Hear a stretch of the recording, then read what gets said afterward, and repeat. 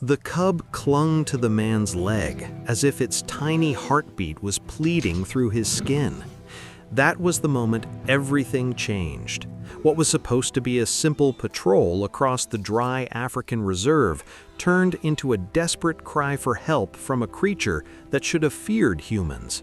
The small lion cub pressed itself tighter against the man, its paws trembling, its innocent eyes wide with panic. And then the reason became painfully clear. Just a few yards ahead, caught in a harsh twist of barbed wire, the cub's mother was trapped.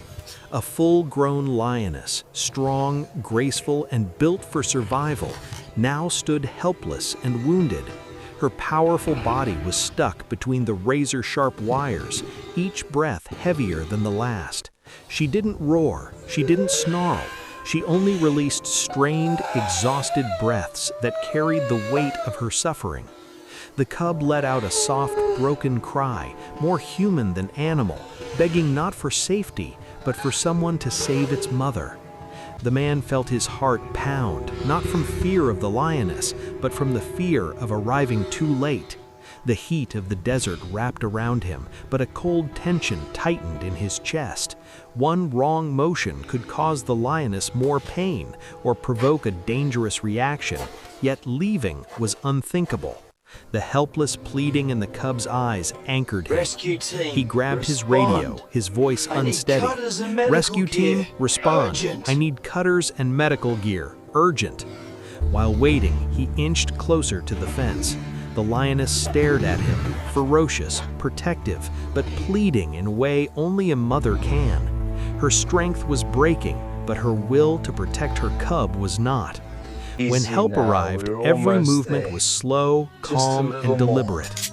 The rescue team worked carefully, cutting each It's thick alright, wire little while one. murmuring soft Your mom will be reassurances. free The cub soon. cried whenever the lioness flinched, its little body shaking with fear and hope.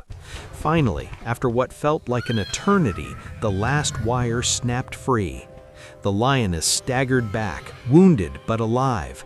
The cub raced to her, pressing its small head against her leg with a sound full of relief so deep it silenced the desert. And for a brief moment, the lioness looked at the humans, not with fury, but with something close to understanding. In the wild, gratitude is rare, but that day, everyone there felt it. As mother and cub disappeared into the golden dust, one thing was certain. A tiny paw clutching a man's leg had saved a life.